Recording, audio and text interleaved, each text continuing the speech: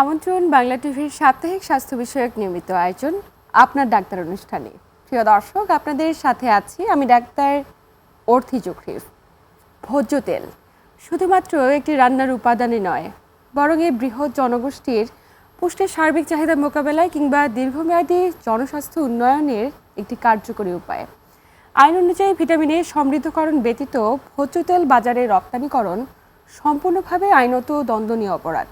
তবে গবেষণা বলছে কিংবা আমাদের দেশের প্রেক্ষাপটে আমরা সবচেয়ে বেশি যে বিষয়টি খেয়াল করে থাকি সেটি হলো অস্বাস্থ্যকর পরিবেশে কিংবা খোলা ড্রামে বাজারজাতগত বিভিন্ন ধরনের ভোজ্য তেল, সেগুলো আমরা হামেশাই বাজার থেকে কিনে নিয়ে আসছি এবং আমাদের রান্নার উপাদান হিসেবে ব্যবহার করছি, এবং তাতে করে আমাদের শরীরে ভিটামিন এ কিংবা ভিটামিন ডি সমৃদ্ধ যে এই যে বিভিন্ন জটিলতাগুলো হচ্ছে, পরিসংখ্যান বলছে সেগুলোর হার ক্রমাগত বেড়েই চলছে, এবং তাতে করে কনসিকুয়েন্স হিসেবে আমাদের শরীরে বাসা বাঁধছে নানা ধরনের জটিলতা। প্রিয় দর্শক, আজ আমরা কথা বলবো ভিটামিন এ সমৃদ্ধকরণ করাটা কিংবা ভিটামিন ডি সমৃদ্ধ ভোজ্য তেল গ্রহণ করাটা আমাদের স্বাস্থ্যের জন্য কতটুকু উপযোগী। এবং আলোচনা করবার জন্য স্টুডিওতে আমাদের সাথে উপস্থিত রয়েছেন দুজন স্বনামধন্য বিশেষ অতিথি। উপস্থিত আছেন অধ্যাপক ডাক্তার সোহেল রেজা চৌধুরী, যিনি বিভাগীয় প্রধান, রোগতত্ত্ব ও গবেষণা বিভাগ, national institute of heart foundation and research institute. এবং আমাদের সাথে আরও আছেন সাইদার লিয়াকত, পুষ্টিবিদ, জাতীয় হৃদরোগ ইনস্টিটিউট ও হাসপাতাল। দুজনকেই স্বাগত আমাদের আজকের আয়োজনে। খুব চমৎকার একটি বিষয় নিয়ে শুরু করছি, এবং যে বিষয়টি আমরা আসলে হামেশাই উড়িয়ে দিই, একদমই গুরুত্ব দেই না, যে ভোজ্য তেল কোনটি খাবো, সেটা আসলে বাজারজাতকরণ কিভাবে হচ্ছে, বিষয়গুলো নিয়ে আমরা একদমই শঙ্কিত নই। শুরুতে একটু ম্যামের কাছে জানতে চাইবো যে আমরা তো ভিটামিন এ নিয়ে কথা বলছি, ডি নিয়ে কথা বলছি, কিন্তু মানব দেহে আসলে ভিটামিন এ এবং ভিটামিন ডির গুরুত্ব কতটুকু? এটা একটা চমৎকার প্রশ্ন করেছেন, যেটা হচ্ছে ভিটামিন এ ডি। আমরা জানি যে এটা একটা ফ্যাট সলিবল ভিটামিন, মানে চর্বিতে দ্রবণীয় ভিটামিন। শরীরের জন্য অনেক গুরুত্ব বহন করে এই দুটো ভিটামিনই। যেমন ভিটামিন এ একসময় কিন্তু রাতকানা রোগ হতো, যেটা হচ্ছে ভিটামিন এর অভাবে স্বল্প আলোতে দেখতে কিন্তু অসুবিধা হয়। কাজেই যেটা হচ্ছে যে ভিটামিন এ দৃষ্টিশক্তি ভালো রাখতে সাহায্য করছে, তারপর ভ্রূণের বিকাশেও কিন্তু সাহায্য করছে ভিটামিন এ। ভিটামিন এ আমাদের ইমিউনিটি বাড়াতেও কিন্তু সাহায্য করছে, আমাদের ত্বকের সুরক্ষা দিতেও কিন্তু ভিটামিন এ অপরিহার্য। মোট কথা ভিটামিন এ শরীরের জন্য অত্যন্ত গুরুত্বপূর্ণ। আর ভিটামিন ডি এর কথা কিন্তু না বললেই নয়। আমরা কিন্তু করোনাকালীন সময়ে দেখেছি যে আমরা কিন্তু অনেক বেশি পরিমাণে অনেকেই আমাদের ভিটামিন ডি নিতে হয়েছে, বিশেষ করে আমাদের প্রতিরোধমূলক ব্যবস্থা গড়ে তোলার জন্য, যেটা হচ্ছে ইমিউন সিস্টেম বাড়াতে কিন্তু ভিটামিন ডি চমৎকারভাবে কাজ করে। আর সবচেয়ে গুরুত্বপূর্ণ হলো যে হাড়ের গঠনে ক্যালসিয়াম শোষণে কিন্তু ভিটামিন ডি কাজ করছে। কাজেই ক্যালসিয়ামকে কাজে লাগানোর জন্য কিন্তু ভিটামিন ডিটা আমাদের প্রয়োজন হচ্ছে। আর যেটা হচ্ছে যে ভিটামিন ডি অনেক ক্ষেত্রে দেখা যাচ্ছে যে বাচ্চাদের রিকেট, মানে পাটা হয়তো ধনুকের মতো বেঁকে যায়, আমরা বলি রিকেট রোগ হতে পারে। তারপর আমরা যখন চেম্বারে রোগী দেখতে যাই তখন দেখা যাচ্ছে যে ভিটামিন ডি এর অভাবে কিন্তু এখন অনেকেই ভুগছে, বিশেষ করে মহিলারা। এখন কিন্তু বেশি বয়স হতে হচ্ছে না, দেখা যাচ্ছে যে তা হাঁটুতে ব্যথা নিয়ে অনেকে আসছে, কারণ ভিটামিন ডি এর অভাবে কিন্তু অস্টিওম্যালেশিয়া হচ্ছে, অস্টিওপরোসিস হচ্ছে। আর দেখা যাচ্ছে যে শিশুদের যেমন হাড়ের বৃদ্ধিতে ভিটামিন ডি প্রয়োজন, সেই রকম কিন্তু বয়স বাড়লে কিন্তু ভিটামিন ডি এর চাহিদা আরও বেড়ে যায়। কাজে ভিটামিন ডি শরীরের জন্য অধিক গুরুত্ব বহন করে, এবং বিভিন্ন রকম যে আমাদের ডিজিজগুলি হচ্ছে, যেটা আমরা বলবো অসংক্রামক ব্যাধি, যেটা আমরা যদি বলি, যেটা আমাদের অবিসিটি, বিষণ্ণতা, এসব কিন্তু ভিটামিন ডি এর অভাবে হচ্ছে। কাজে ভিটামিন ডি আর এ শরীরের জন্য অনেক গুরুত্ব বহন করে। নিঃসন্দেহে খুব চমৎকার বলেছেন। এবং আমরা বিভিন্ন প্রত্যন্ত এলাকাগুলোতে খেয়াল করি, আপনি যে ব্যাপারটা বলছিলেন যে রিকেট বা হাড় বেঁকে যাওয়া, পাটি বেঁকে গিয়েছে, এখনো ওই তথ্যগুলো আমাদের সামনে মাঝে মাঝে চলে আসে। একটু স্যারের কাছে জানতে চাইবো, এই যে আমরা একটা তথ্যের কথা বলছি বা একটা চিত্রের কথা বলছি, আসলে আমাদের দেশে ভিটামিন এ এবং ভিটামিন ডি জনিত যে জটিলতাগুলো হচ্ছে, যে ঘাটতিজনিত জটিলতা, এটা তথ্যচিত্রটি আসলে কী রকম, এবং জনগোষ্ঠী ভেদে এই তথ্যচিত্রটির মধ্যে কোনো পার্থক্য রয়েছে কিনা? ধন্যবাদ। ম্যাডাম যে কথাগুলো বললেন যে ভিটামিন এ অথবা ডি যদি ঘাটতি হয় তাহলে শরীরে অনেক ধরনের সমস্যার সৃষ্টি হয়। হ্যাঁ, সেটা বিভিন্ন রোগের কথা ম্যাডাম বললেন পরিষ্কার করে। এখন আমরা দেখেছি বিভিন্ন সার্ভে করে, বিশেষ করে আমাদের বাচ্চাদের মধ্যে, 5 বছর বয়সী কম বাচ্চাদের মধ্যে, এবং আমাদের মহিলাদের মধ্যে বা নারীদের মধ্যে ভিটামিন ডি ঘাটতি কিন্তু ব্যাপক। হ্যাঁ, পুরুষদের মধ্যেও করা হয়েছে, কিন্তু আমাদের যে ন্যাশনাল সার্ভেগুলো হয়েছে সেখানকার রিপোর্টগুলো যদি দেখি, যে আমাদের ভিটামিন এ বাচ্চাদের মধ্যে 5 বছর বয়সী বাচ্চাদের মধ্যে এখনও প্রায় 50% বাচ্চার কিন্তু কোনো না কোনো লেভেলে ভিটামিন এ ডেফিসিয়েন্সি আছে বা কম আছে। এবং আমাদের নারীদের মধ্যেও ভিটামিন এ ডেফিসিয়েন্সি দেখেছি, কিন্তু এটা একটু কম, 7%-এর মতো আমরা দেখেছি। কিন্তু ভিটামিন ডি কিন্তু আরও ব্যাপক। ভিটামিন ডির ঘাটতি আমরা যেটা লক্ষ্য করি বাচ্চাদের মধ্যেও, 5 বছর বয়সী বাচ্চাদের মধ্যেও এটা প্রায় বলা যায় যে 3 জনের মধ্যে 2 জনের ভিটামিন ডি ঘাটতি দেখা যাচ্ছে। হ্যাঁ, এবং 70% নারীদের মধ্যেও আমরা দেখেছি ভিটামিন ডি ঘাটতি আছে। এবং আমরা বিভিন্ন প্রফেশনাল গ্রুপের মধ্যে সার্ভে করা হয়েছে, রিপোর্টগুলো আছে। যেমন ধরেন জেলেদের মধ্যেও যখন আমরা দেখেছি ব্লাডের মধ্যে গবেষণা করে, ওদের মধ্যেও ভিটামিন ডি ঘাটতি ব্যাপক আছে। হ্যাঁ, তারপরে ডাক্তার যারা একটু বসে ঘরের ভিতরে কাজ করেন, আমরা তাদের মধ্যে দেখেছি ভিটামিন ডির ঘাটতি আছে। এখন আপনি যেটা বললেন যে এটা আসলে সোশ্যাল বা ধরেন ধনী লোক গরিব লোকের মধ্যে পার্থক্য আছে, এটা আসলে সেরকম নাই। সব এটা সমস্ত across the শ্রেণী পেশার board মানুষের মাঝে সবার একই মধ্যেই রকম। আমরা দেখেছি যে ভিটামিন ডি ঘাটতিটা আছে এবং ভিটামিন এও ঘাটতি আছে। এবং এই যে এত ঘাটতি, আমরা তো ঘাটতিগুলো নিয়ে সচেতন নই। দেখা যাবে আমাদের মাঝে যদি টেস্ট করা হয়, আমরা যদি নিজেদের মধ্যে একটা সার্ভে করি, প্রত্যেকেরই ভিটামিন ডি কিংবা ভিটামিন ডি সংক্রান্ত যে ঘাটতিজনিত জটিলতা এগুলো রয়েছে। কিন্তু একটু জানতে চাই ম্যাডাম, আপনি তো একজন পুষ্টিবিদ এবং ডায়েটিশিয়ান, আপনি তো আপনার জানার কথা যে ভিটামিন এ এবং ভিটামিন ডি যদি ঘাটতি হয়, যে বিষয়গুলো নিয়ে আমরা কনসার্ন নই, সেই ঘাটতি হলে আসলে আমাদের শরীরে কি কি ধরনের জটিলতা বাসা বাঁধতে পারে? বিভিন্ন রকম সমস্যা হতে পারে।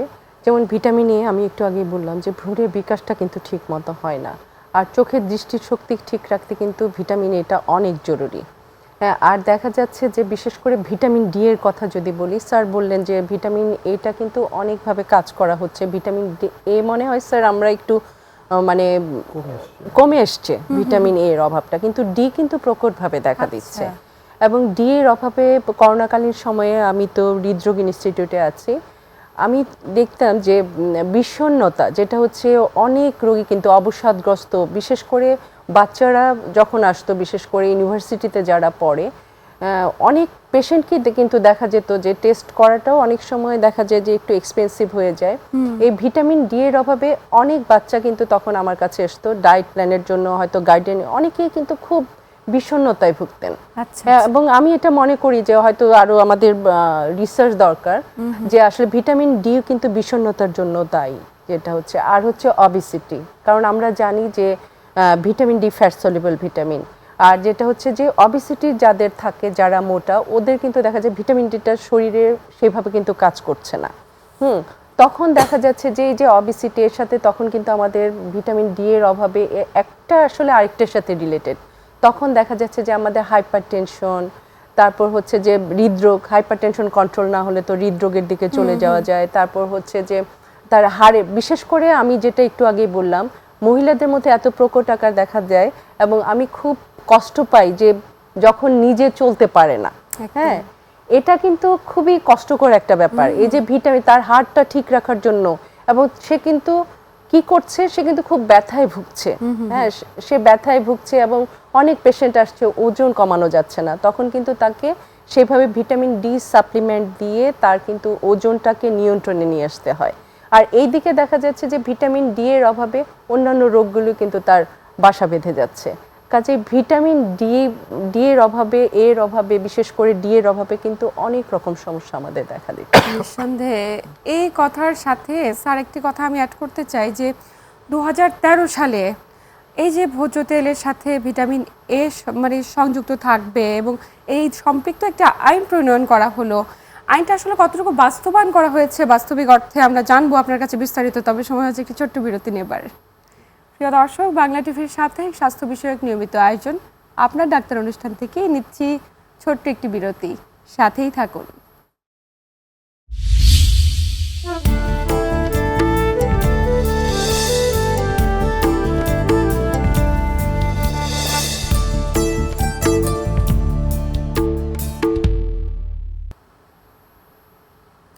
প্রিয় দর্শক, বিরতির পর আবারও সবাইকে স্বাগত জানাচ্ছি বাংলা টিভির সাপ্তাহিক স্বাস্থ্য বিষয়ক নিয়মিত আয়োজন আপনার ডাক্তার অনুষ্ঠানে। আপনাদের সাথে আছি আমি ডাক্তার অর্থি জুখরিফ এবং আমার সাথে আছে দুইজন বিশেষ অতিথি। বিরতির পর আবার স্বাগত ওদের আজকের আয়োজনে। বিরতির আগে কথা বলছিলাম যে 2013 সালে একটি আইন প্রণয়ন করা হয়েছে, সেটা হলো ভিটামিন এ সমৃদ্ধকরণ ব্যতীত ভোজ্য তেল কোনোভাবে বাজারে রপ্তানি করা সম্ভব নয় এবং করলে এটি আইন অনুগতভাবে দণ্ডনীয় অপরাধ। একটু জানতে চাই স্যার যে আমাদের এই মুহূর্তে যে প্রেক্ষাপট, তাতে করে কি আমরা এই আইনটা বাস্তবায়ন করতে পেরেছি?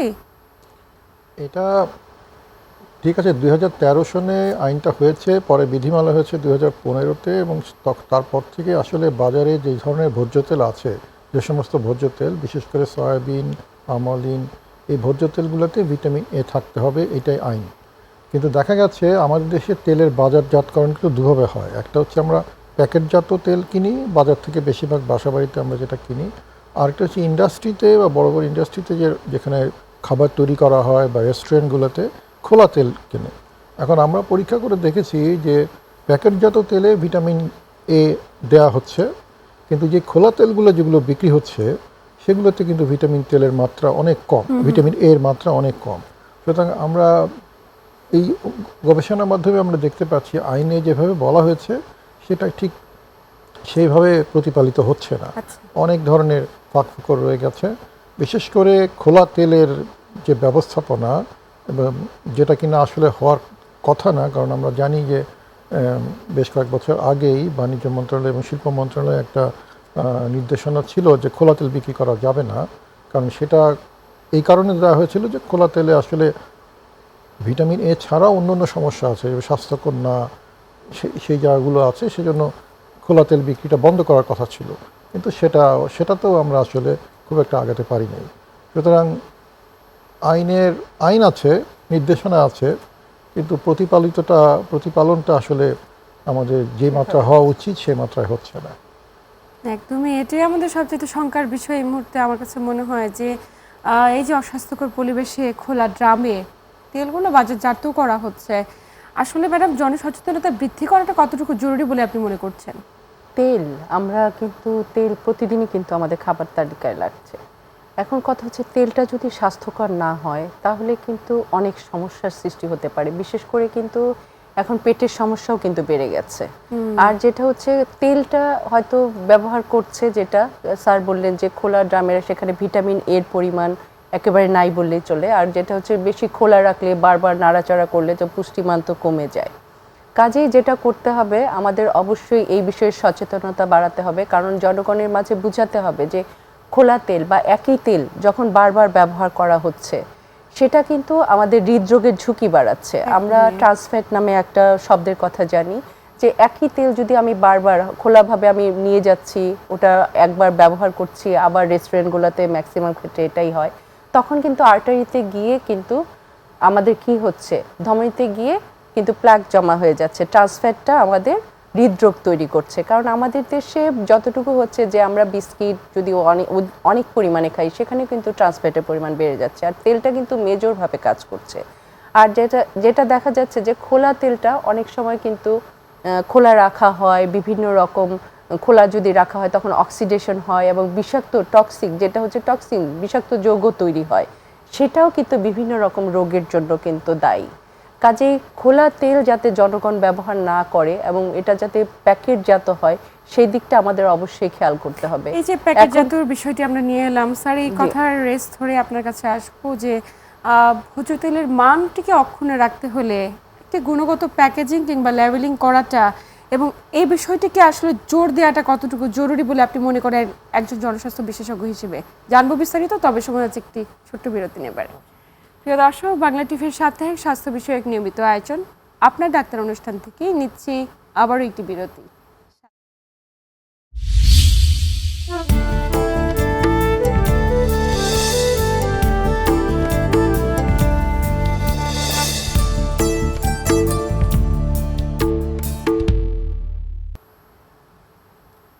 প্রিয় দর্শক, বিরতির পর আবারও সবাইকে স্বাগত জানাচ্ছি বাংলা টিভির সাপ্তাহিক স্বাস্থ্য বিষয়ক নিয়মিত আয়োজন আপনার ডাক্তার অনুষ্ঠানে।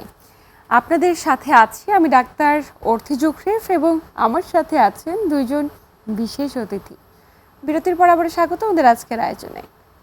ভোজ্য তেলের মান অক্ষুণ্ণ রাখতে গুণগত প্যাকেজিং কিংবা লেবেলিং করাটা আসলে কতটুকু জরুরি এবং একজন সাধারণ মানুষ হিসেবে আমাদের সেই বিষয়গুলো মেনটেন করে চলাটা নিজের স্বাস্থ্যকে ঠিক রাখার জন্য কতটা উপযোগী, একজন জনস্বাস্থ্যবিদ হিসেবে আপনি বিষয়টাকে কতটুকু গুরুত্ব দেবেন? ধন্যবাদ। এটা খুব গুরুত্বপূর্ণ ইস্যু। আমি 2টো বা 3টা পয়েন্টের কথা বলবো। একটা হচ্ছে যে তেলের, আমরা সাধারণত যারা আমরা হৃদরোগ নিয়ে প্রতিরোধের কাজ করি তেল কম খেতে বলি, কিন্তু যতটুকু খেতে হবে সেটার জন্য তেলের গুণগত মান ঠিক থাকে সেটার কথা। এবং গুণগত মান ঠিক রাখার উপায়টা কি, সেটা হচ্ছে যে তেল যদি আমরা রেখে দিই অনেক দিন তাহলে কিন্তু এটার মান ধীরে ধীরে কমতে থাকে। হ্যাঁ, এবং এটা যদি বোতল তেলের মধ্যে যদি আলো সংস্পর্শে আসে বা আলো ঢুকে যায় বোতলে, তাহলে ভিটামিন এ ডিগ্রেডেশনটা খুব বেশি হয়। হ্যাঁ, সুতরাং একটা হতে হবে যে যে প্যাকেটে তেলটা আসছে সেটা যেন অস্বচ্ছ হয়, ওপেক হয়, এটা একটা কথা। আরেকটা হচ্ছে ভোক্তাদের চয়েস। কারণ আমাদের দেশে আমরা সাধারণত পরিষ্কার তেল খেতে দেখতে পছন্দ করি। হ্যাঁ, তো আমাদের কোম্পানিগুলো এই জন্য এমনভাবে প্যাকেটটা বানায় যেন এটা ট্রান্সপারেন্ট হয়, আমরা দেখতে পারি ভিতরে কি আছে। হ্যাঁ, আসলে কিন্তু তেল যতটা পরিষ্কার আমরা পছন্দ করি সেটা আসলে গুণগত তেল না, মানে ভালো তেল না। তেল কিন্তু অ্যাম্বার কালার হয়, এবং যখনই এই তেলটাকে একেবারে পরিশোধন করে একেবারে স্বচ্ছ বানানো হয় এর অনেক ডিগ্রেডেশন হয়ে যায়। অনেক ভালো ভালো জিনিস তেলে যে সমস্ত উপাদানগুলো শরীরের জন্য প্রয়োজনীয় সেগুলো নষ্ট হয়ে যায় যখন আমরা এটাকে ব্লিচ করে এবং সাদা বানিয়ে ফেলি, কারণ ভোক্তা এটা পছন্দ করে। সুতরাং এটা দুটো দিক আছে, কোম্পানিগুলো এটাকে অস্বচ্ছ প্যাকেটে আনতে হবে এবং ভোক্তাদেরও বুঝতে হবে যে তেল অ্যাম্বার কালার তেলটাই আমাদের জন্য ভালো। হ্যাঁ, দেখবেন বিদেশ থেকে যে তেলগুলো আসে এগুলো কিন্তু অস্বচ্ছ প্যাকেটে আসে এবং এটা কিন্তু গাঢ় রঙের হয় সাধারণত, আমাদের মতো সাদা হয় না। এবং এই কথার রেজাল্ট ম্যামের কাছে যেতে চাই, 2013 সালে তো ভিটামিন এ তেলের মধ্যে একদম সম্পৃক্ত থাকবে এমন একটা আইন বাস্তবায়ন করা হলো, কিন্তু আপনি যে এত বেশি ভিটামিন ডি ঘাটতি পরিলক্ষিত হচ্ছে বা দেখছি, এখন ভিটামিন ডি কে ভোজ্য তেলের সাথে সম্পৃক্ত করাটা আসলে কতটুকু জরুরি? এটা কিন্তু অনেক গুরুত্বপূর্ণ একটা বিষয়, কারণ আপনি বলে ফেলেছেন যে আসলে ভিটামিন ডি এর ঘাটতি কিন্তু অনেক বেশি, আসলেই অনেক বেশি। এখন তেলটা যদি আমরা ভিটামিন এ ডি, যেহেতু ফ্যাট সলিবল ভিটামিন, আর আমরা কিন্তু তেলটা প্রতিদিনই কিন্তু আমরা খাচ্ছি, কাজে একটা নির্দিষ্ট অ্যামাউন্টে যদি আমরা ভিটামিন ডিটা যোগ করি তাহলে কিন্তু জনগণ সহজেই সেটা পেয়ে গেল, এবং প্রতিদিনের চাহিদা যদি কিছুটা হলেও মিটে যায় অন্যান্য খাবার থেকে তারা যদি নেয়, তাহলে কিন্তু দেখা যাবে যে খুব বেশি পরিমাণে সাপ্লিমেন্ট বা অন্য কিছুর প্রয়োজন হবে তার না। মানে এটা এখন আমাদের সময়ের দাবি, এবং একজন বিশেষজ্ঞ হিসেবে আপনারা দুজনই পুষ্টিবিদ এবং জনস্বাস্থ্য বিশেষজ্ঞ হিসেবে আমরা জানাতে চাই, এটা আমাদের আহ্বান যে ভোজ্য তেলের সাথে যাতে ভিটামিন ডি সম্পৃক্ত করা হয়। একদম আলোচনা শেষ প্রান্তে স্যার, দুজনকে ধন্যবাদ গুরুত্বপূর্ণ তথ্য এবং পরামর্শের মাধ্যমে দর্শকদের উপকৃত করবার জন্য। ধন্যবাদ। প্রিয় দর্শক, এই ছিল আমাদের আজকের আয়োজন। আসুন নিজের একটুখানি সচেতন হই ভোজ্য তেল খাবার ক্ষেত্রে, কোন খাবারটি খাচ্ছেন, কোন তেলটি গ্রহণ করছেন, সে ব্যাপারে যদি একটু সচেতন হতে পারি হয়তো বা জটিলতার মাত্রা অনেকখানি কমিয়ে আনা সম্ভব। সবাই ভালো থাকুন, সুস্থ থাকুন এবং বাংলা টিভির সাথেই থাকুন।